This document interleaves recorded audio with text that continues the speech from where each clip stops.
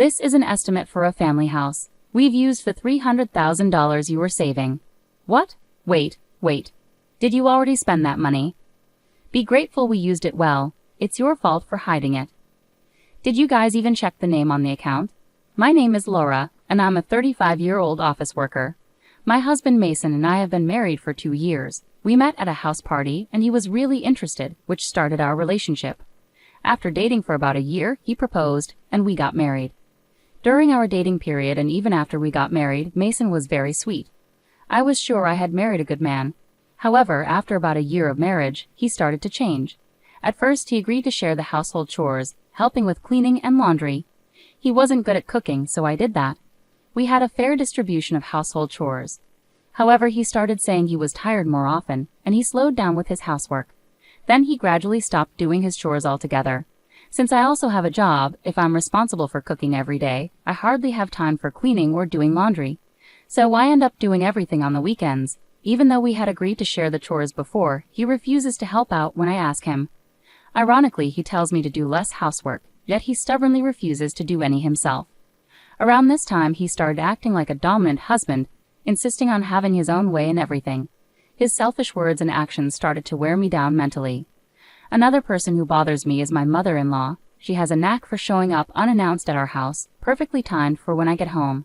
I haven't even prepared the food, and the room isn't properly tidied up. It's really troublesome because she comes over in this state and then walks around the house criticizing me. What's this? How messy. How much are you slacking off in housework? I can't believe you're making Mason live in such a dirty room. You're a failure as a wife. It's really hard being nagged at by my mother-in-law when I come home tired from work. Cleaning and doing laundry are supposed to be Mason's responsibilities. Even when I try to explain the situation, she doesn't listen at all. What are you saying? My son is working, isn't he? He shouldn't have to do housework. Well, I also work. It's different for you, who works half-heartedly. Mason works hard, battling the harsh waves of society. I work really hard too, but no matter what I say, it doesn't seem to get through to her. She was never a reasonable person to talk to in the first place. Anyway, what are you making for dinner today? You have to make sure Mason gets proper nutrition. Well, today I'm making fried chicken, salad, and some soup. That's not enough. Make 2 more dishes. I can't really make that much more after coming home from work. Stop talking back. What kind of upbringing did your parents give you? I was so fed up with being told all these things that I said something confrontational. Isn't it really rude for you to show up unannounced at our house? Didn't your parents teach you basic manners?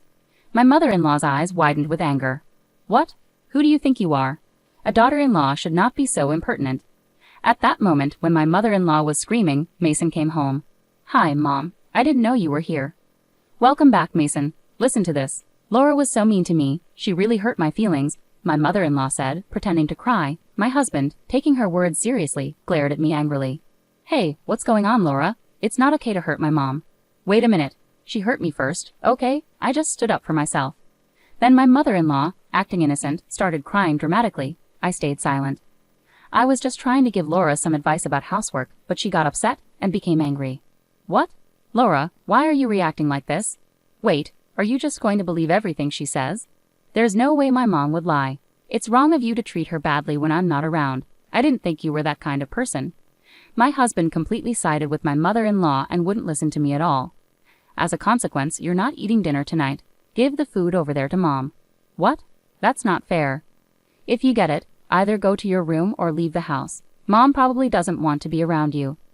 With those words from my husband, I had no choice but to leave the house. Despite being exhausted, I managed to prepare dinner, but why should I endure such treatment? Feeling deeply upset, I decided to pass the time at a nearby diner.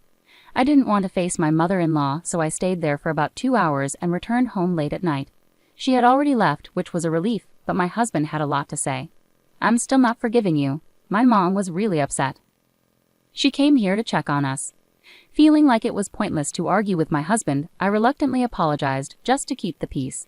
Seeing me comply made him satisfied. Since then, my mother-in-law started dropping by unannounced, criticizing my chores here and there. When my husband came home, she'd say things like, I want to have dinner alone with Mason, and either send me away or they'd go out without touching the food I cooked. My husband always took her side, and a pattern formed where my mother-in-law would start arguments with me for no reason, and I'd end up getting scolded by him. It became so draining and tough on me mentally that I decided to talk to my father-in-law about it. He looked genuinely sorry because he had no idea my mother-in-law was visiting our house so often. I'm really sorry. I didn't know because she always said she was going out to eat with her friends. No, it's not your fault. I've been giving her money for meals because she says it's hard for her to socialize with friends. Didn't you know about this? I had no idea. I see. I'm really sorry. My father-in-law apologized to me several times. I felt relieved because he promised to talk sternly to my mother-in-law. However, just as I started to feel some relief, my mother-in-law visited our house again and started complaining to me. You're really cowardly, going behind my back to tell my husband about me. I'm just coming to check on you and Mason. It's really disappointing. She said those things angrily, but I couldn't take it anymore. I heard you've been receiving money from father-in-law every time you visit our house. He said it's for meal expenses, but why haven't we seen any of that money? Are you keeping it all for yourself? Tootie, what are you saying? That sounds awful. I use that money to treat Mason when we eat out. But father-in-law said he gives it to you each time. You've eaten at our place several times too, haven't you? What if he knew you were keeping most of it? You're such a troublesome daughter-in-law. Are you trying to make things difficult for me? I'm the one who's troubled here. Please don't come over so often. Shut up. I'm just visiting my son's house. I'm not here to see you. With that, my mother-in-law flopped down onto the sofa. I don't want to see your face. I'll be here until Mason comes back, so please go somewhere else. Completely fed up, I didn't want to deal with her anymore. I decided to stay in my room. Later, my husband came home and started chatting cheerfully with her in the living room. Not wanting to hear their complaints, I quietly slipped out while they were talking and went to a diner. I returned home about 3 hours later. My husband was already asleep, and my mother-in-law had left, so it was peaceful. I went back to my room. That's when I noticed something was wrong. I checked my closet and realized my favorite branded purse was missing. I immediately suspected my mother-in-law. She must have taken the chance to sneak into my room and steal it while I was out. Unbelievable. I talked to my father-in-law right away. He was shocked. Really? I can't believe she'd do something like that. At first he was skeptical, but when I showed him a photo of when I bought the purse and gave him the serial number I had kept, he agreed to investigate while my mother-in-law was away. I'm so sorry for my wife's behavior, Laura, he apologized sincerely. We met at a cafe where he returned the purse and apologized repeatedly. I really don't know what to do about those two. I need to find a way to teach them a lesson. After saying that, my father-in-law seemed to have an idea. I was surprised to hear the plan he proposed. Would it really work? Later, I decided to go along with my father-in-law's plan. As usual, my mother-in-law came to our house and immediately glared at me. You haven't been stealing anything, have you? What do you mean? My purse has been stolen. Hey, that purse was originally mine. That's unfortunate. I suspect you're the one who took it. Why would you think that? Humph, because you don't seem to have received a proper education. Is that so? Should we report it to the police? No, there's no need to go that far. My mother-in-law didn't want to involve the police because it would expose her as the thief. But I anticipated she might search through my room again, which was exactly what I was counting on. When my husband came home, I intentionally left the house.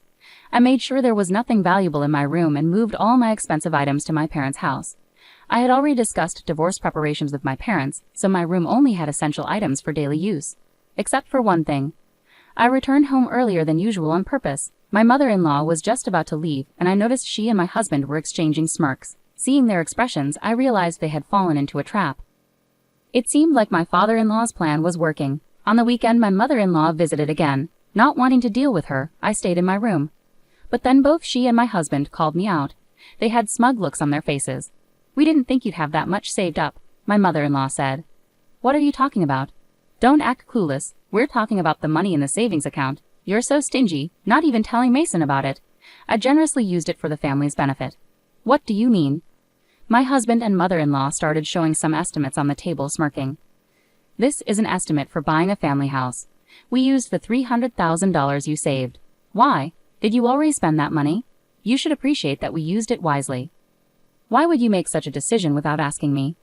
It's your fault for keeping it a secret. We used my $50,000 in savings and bought it outright. No interest that way. I can't believe it.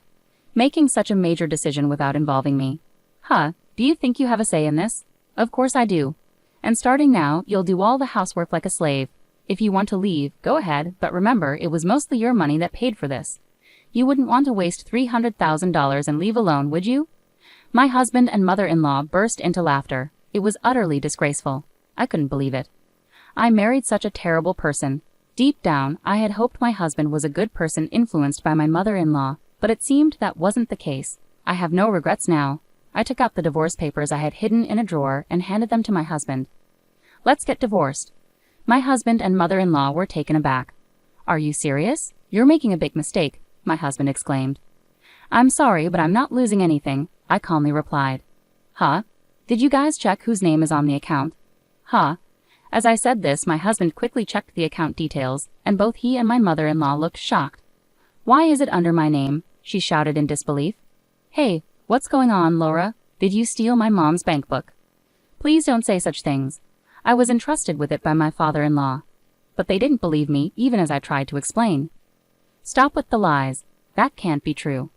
That's right, you thieves. We'll take you to the cops. As soon as they realized they were in trouble, their attitude changed. It was despicable.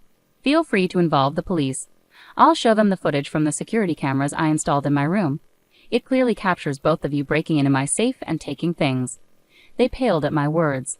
But you're also guilty of taking my mom's bank book. That's right. You're going down with us.